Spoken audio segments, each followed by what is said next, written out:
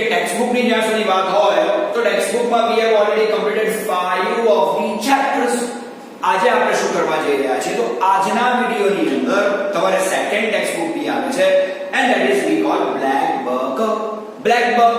ઘણા બધા ચેપ્ટર્સ છે એની અંદરથી 5 માર્કનું વેટેજ હોઈ શકે છે પ્લસ સિમિલર વર્ડ્સ બી બહુ જ બધી વખત બ્લેક બોર્ડ માંથી પૂછાતા હોય છે. તો બ્લેક બોર્ડ આપણને ઉપયોગી કેવી રીતે છે તો બે રીતે ઉપયોગી છે.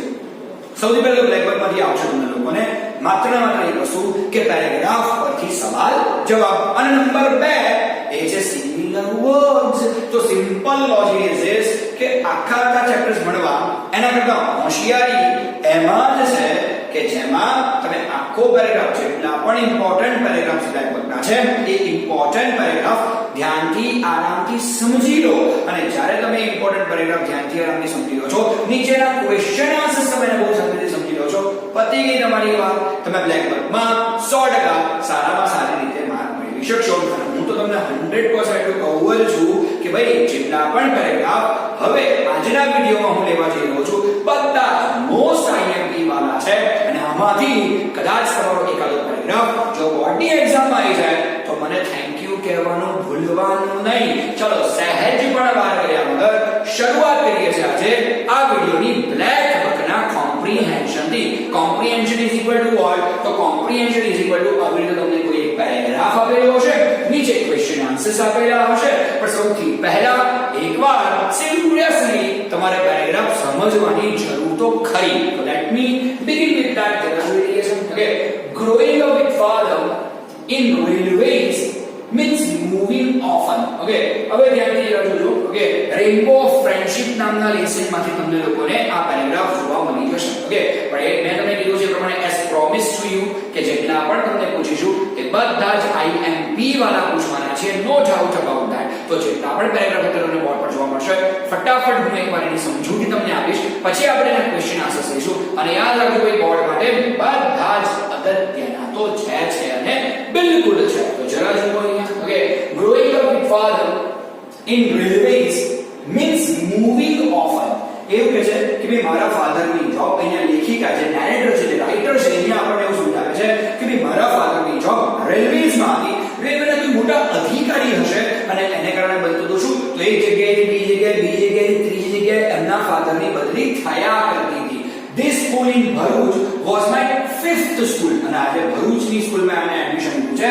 કદાચ એમના પપ્પાની બદલી ભરૂચમાં થઈ હશે અને એબ્સોલ્યુટલી ભરૂચ એ એમના જીવનની 5મા નંબરની સ્કૂલ છે. I was always considered as a new girl.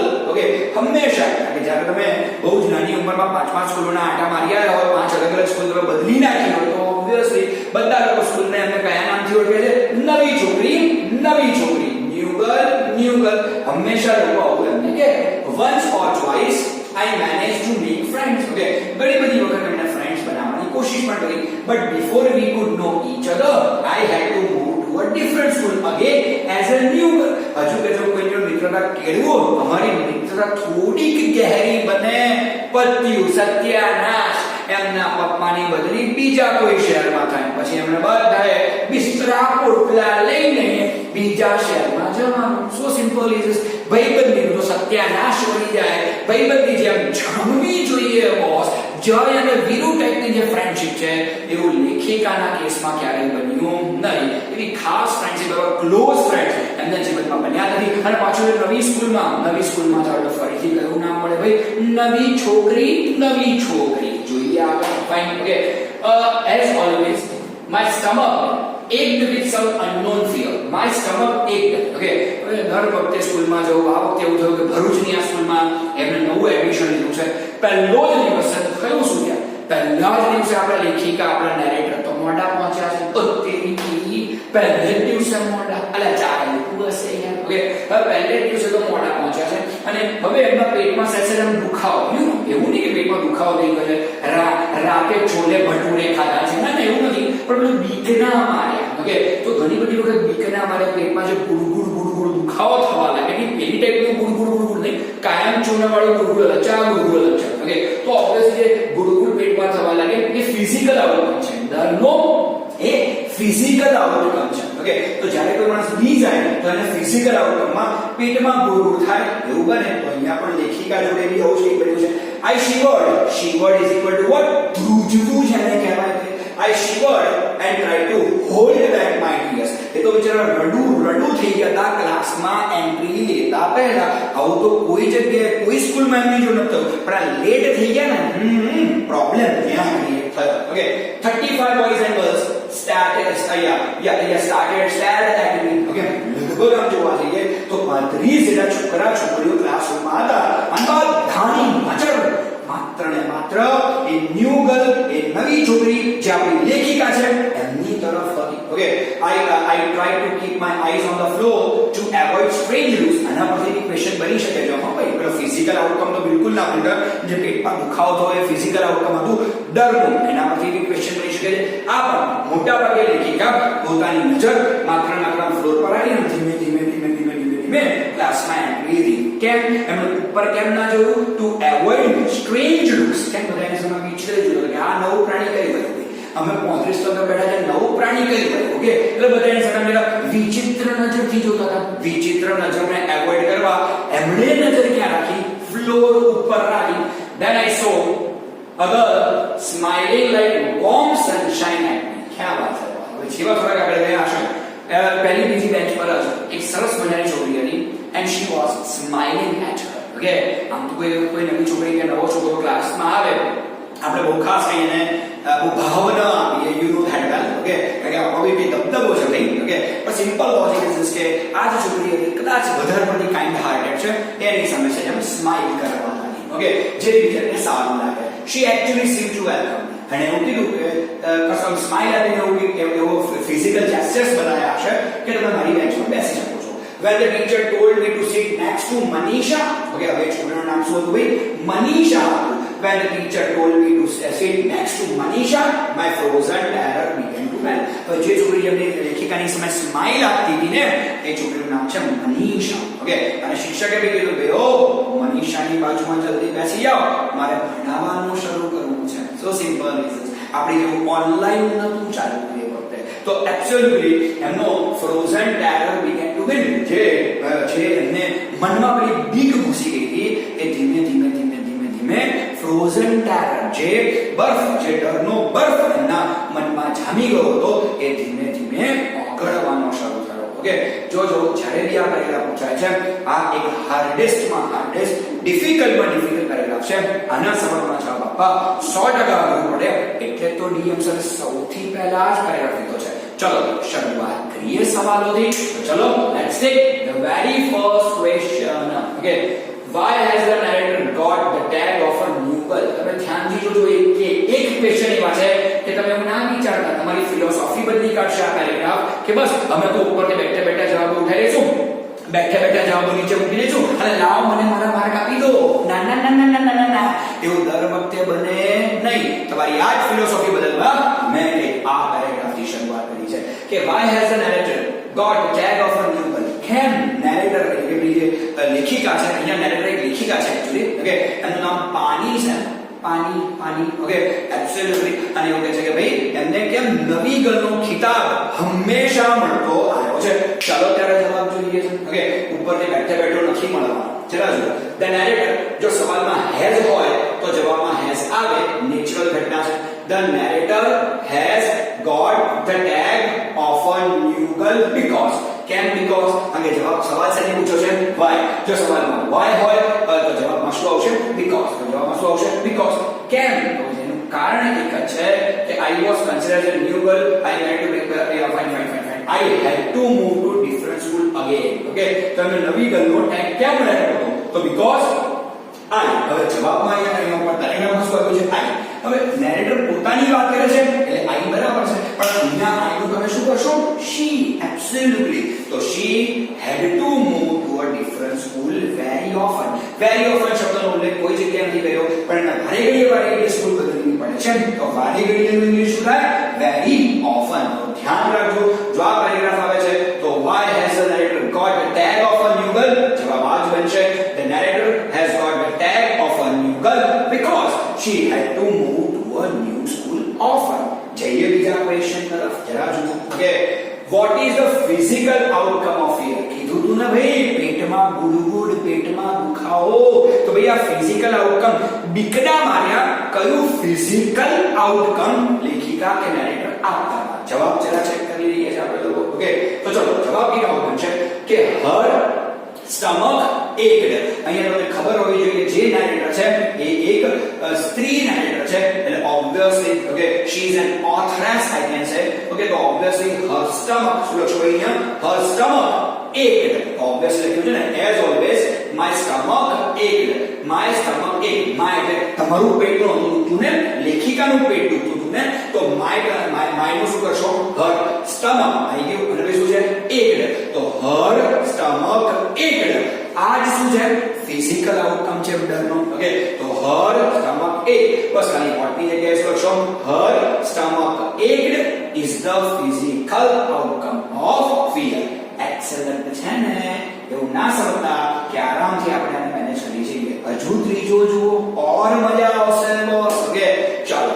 why did she keep her eyes on the floor? શું કીધું ભાઈ કે આ બધા પરથી સવાલો નીકળી શકે એમ છે. Okay, so why did she keep her eyes on the floor? યાદ રાખજો સવાલમાં did હોય પણ જવાબમાં did નો કોઈ જગ્યાએ ઉલ્લેખ કરવાનો નહીં. તમને યાદ છે ને do does કે did જેવા શબ્દો શું થાય? નીકળી જાય. do નીકળે ક્રિયાપદને કોઈ ફરક ના પડે.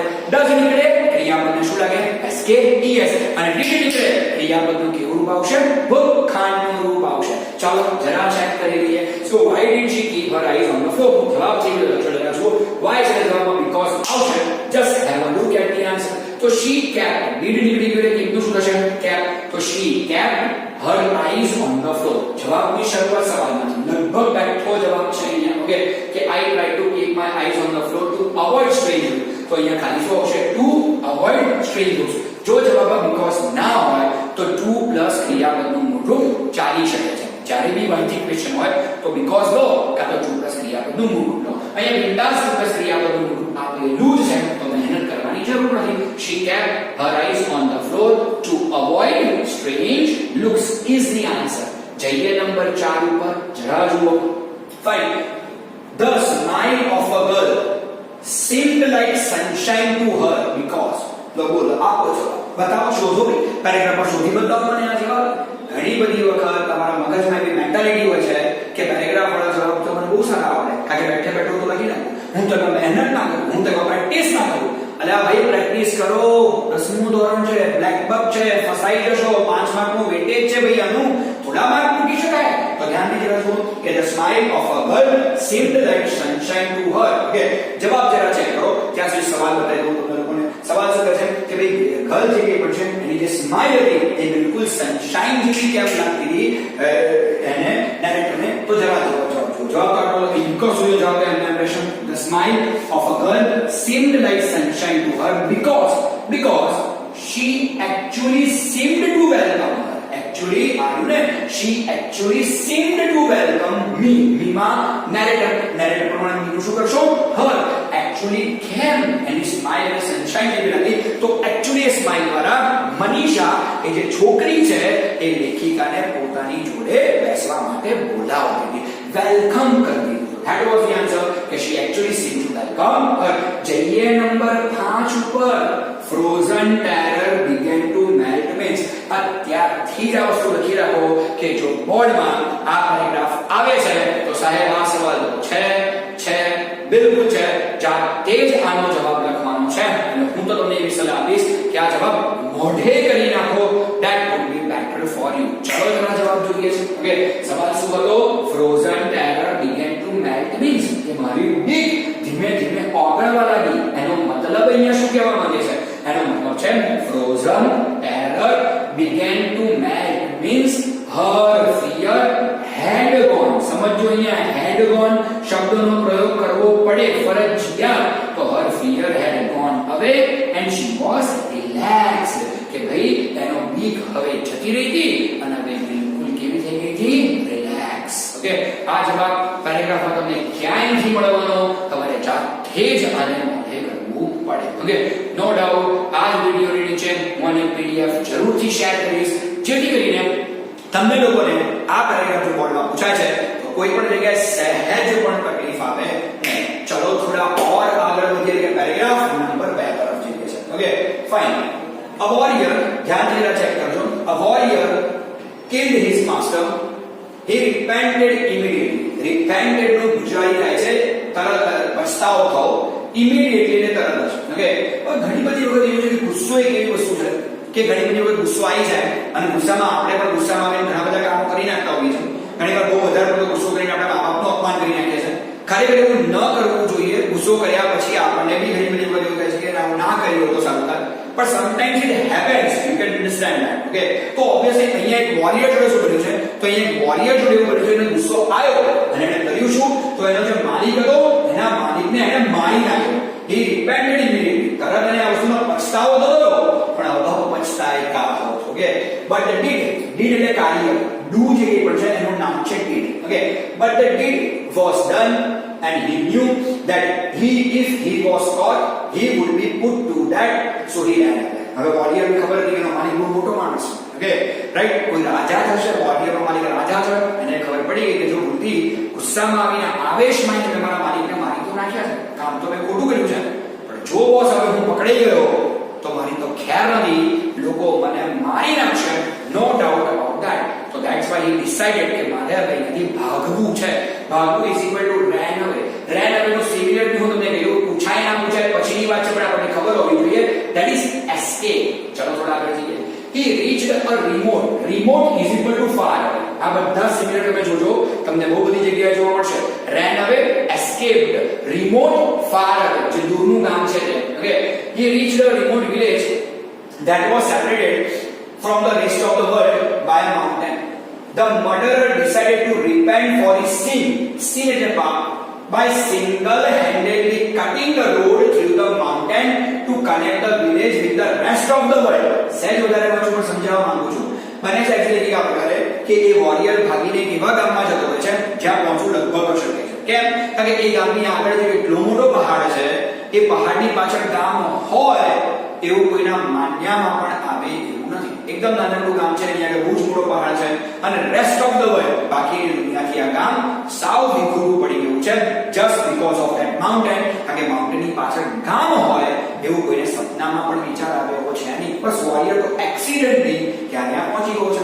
હવે ત્યાં જઈને શું વિચાર્યું કે આ ગામના લોકો બિચારા બહુ ત્રસ્ત થઈ ગયા છે આ માઉન્ટેનને કારણે, કારણ કે રેસ્ટ ઓફ ધ વર્લ્ડ થી સાવ અલગ પડી ચૂક્યા છે, સાવ સેપરેટ થઈ ચૂક્યા છે. તો ઓબ્વિયસલી એણે એવું નક્કી કર્યું કે ગમે તે થઈ જાય મારે આ ગામવાસીઓને કોની જોડે, બાકીના રેસ્ટ ઓફ ધ વર્લ્ડની જોડે મારે એમને કનેક્ટ કરવા છે. હવે આ કનેક્ટ કેવી રીતે કરી શકાય? તો એણે એવું નક્કી કર્યું કે I will cut this mountain single handedly. ધ્યાનથી જોજો, આ બધા ક્વેશ્ચન આવી શકે છે કે by single handedly cutting a road through the mountain to connect the village with the rest of the world. એણે નક્કી કર્યું કે હું એકલા હાથે પર્વતને ચીરી નાખીશ, ભલે ગમે એટલા વર્ષો લાગે, હું કરી નાખીશ અને આ ગામને દુનિયા સાથે જોડીને રહીશ. બસ એ જ મારો પછતાવો હશે. જોઈએ આગળ શું થાય છે.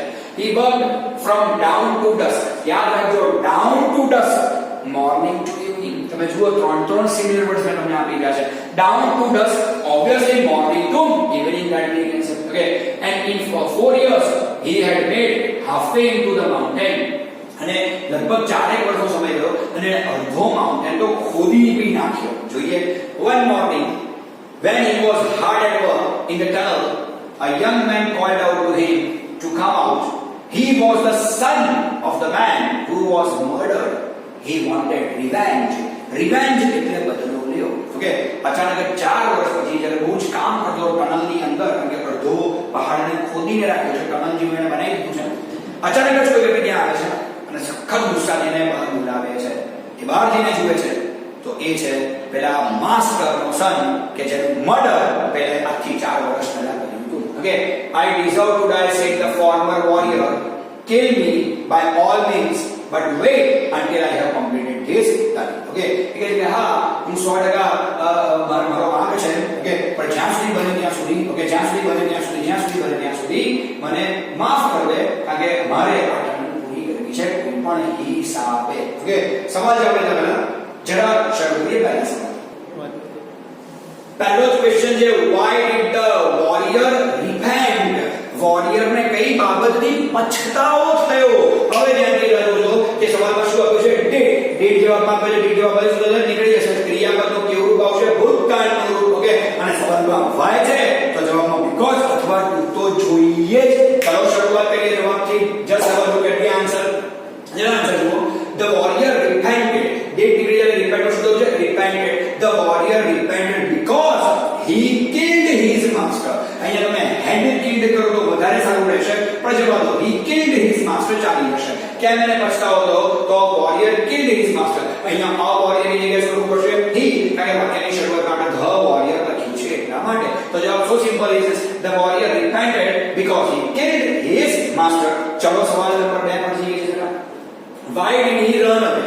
એ કેમ ભાગી ગયો ત્યાંથી? તો તમને ખબર જ છે કે he knew that if he was caught he would be put to death. okay, બસ એટલા માટે જ ત્યાંથી ભાગી ગયો હતો. ઘણા બધા લોકો આવું લખી નાખે છે કે he knew that if he was caught he would be put to death so he ran away. આવું બેઠું લખતા હોય છે. કદાચ શિક્ષકો આ માર્ક નથી કાપતા, પણ તમે તમારી જવાબ લખવાની સિસ્ટમને બદલી રહ્યા છો. I don't want you to do that. કેમ?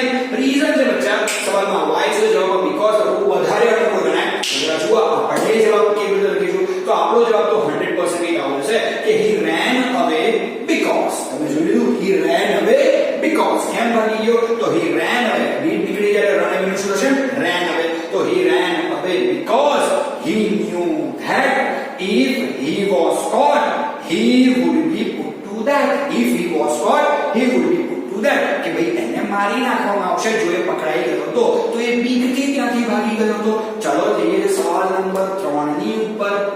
હા, how did he decide to repent for his sin? હવે એને કેવી રીતે નક્કી કર્યું કે મારે મારા પાપનો પછતાવો કેવી રીતે કરવાનો છે?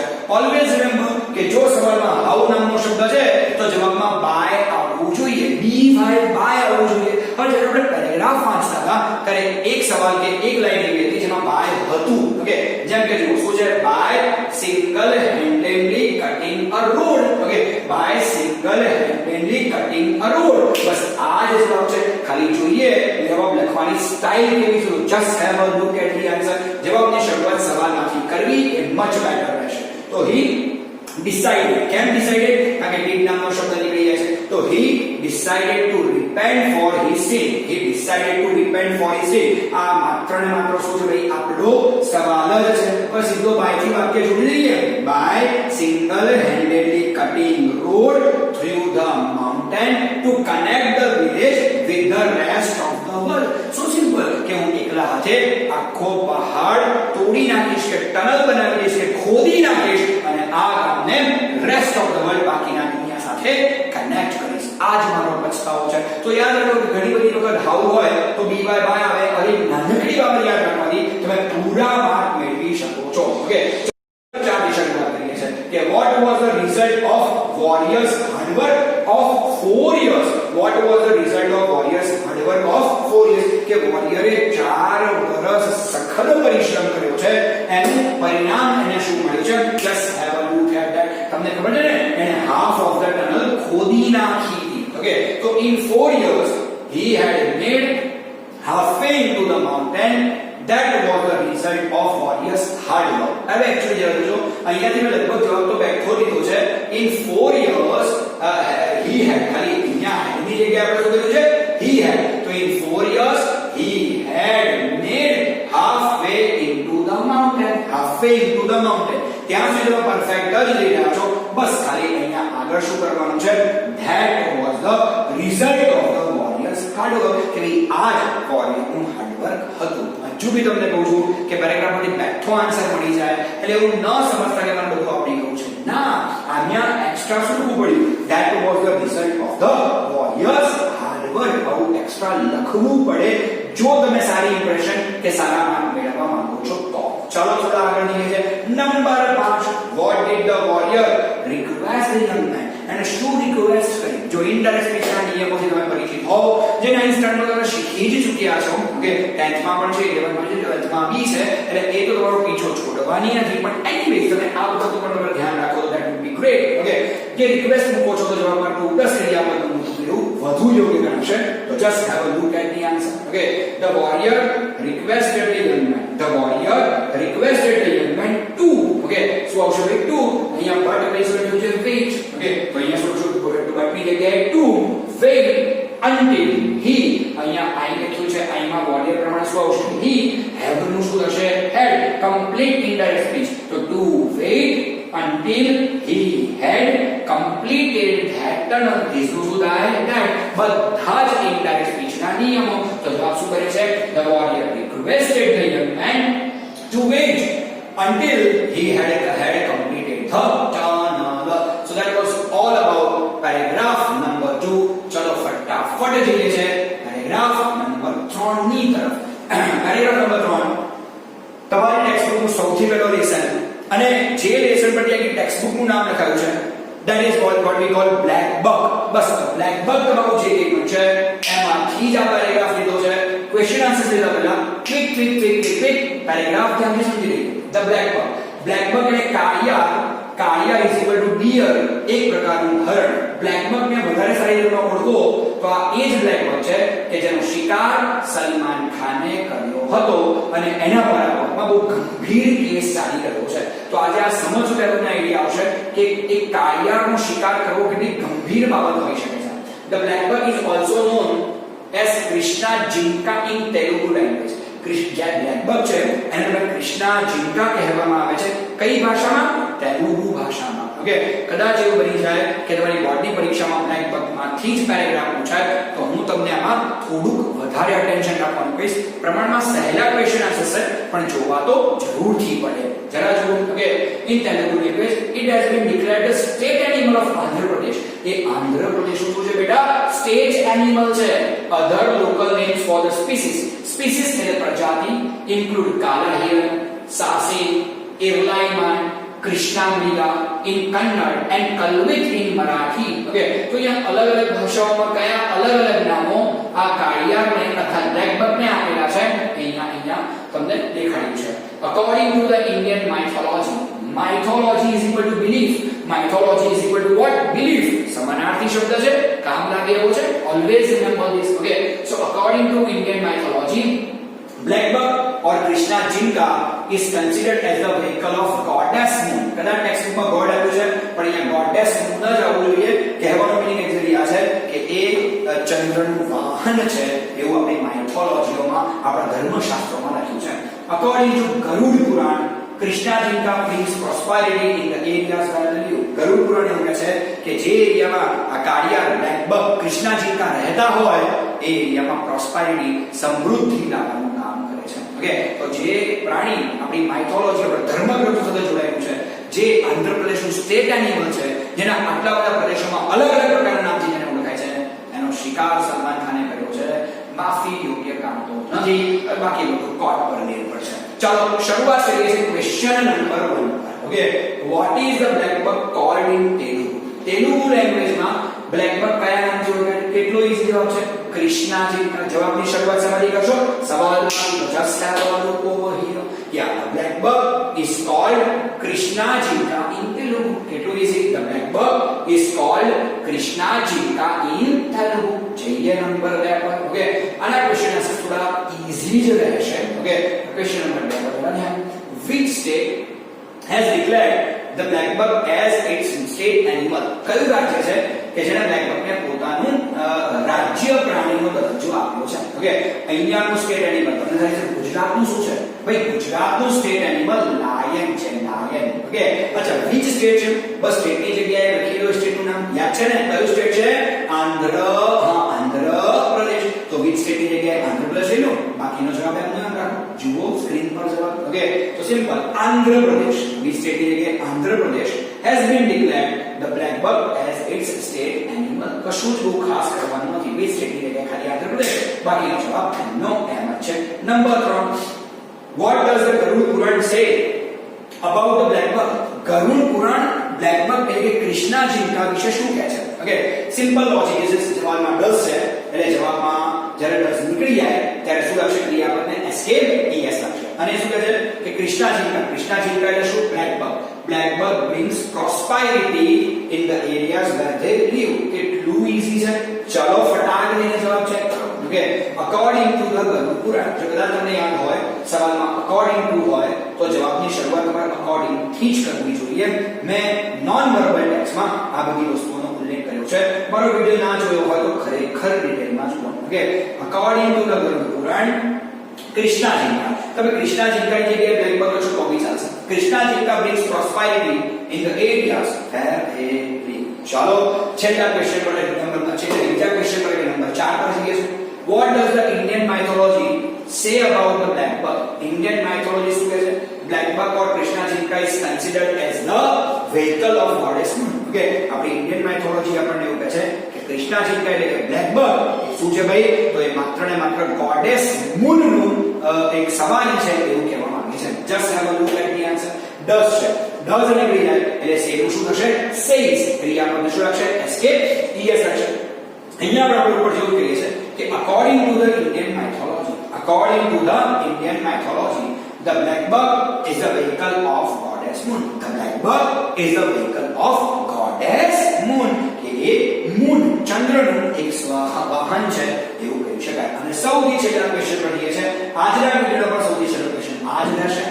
Write any 3 local names of the black buck. black buck ના 3 લોકલ નામ જણાવો. ગમે તે 3 નામ જણાવી શકો છો, પણ ઘણા બધા નામ છે જેમ કે કાલા હિરણ છે, સાસી છે, એકલાઈમાન છે, કૃષ્ણા મલીલા છે, ઇવન કૃષ્ણા ઝિંકા છે. પણ આપણે કોઈ પણ 3 લખવાના છે. Just have a look at the answer. Okay, કાલા હિરણ, એકલાઈમાન, સાસી. કાલા હિરણ, એકલાઈમાન, સાસી. ઓકે, પતી ગયું. સાહેબ વધારે ડિટેલમાં લખ્યું હોય તો લખી શકાય are the names of the black buck. are the names of the black buck. બાકી આ 3 નામ લખશો તો પણ તમને પૂરા માર્ક મળી શકે છે. તો બસ that was all for today's lecture.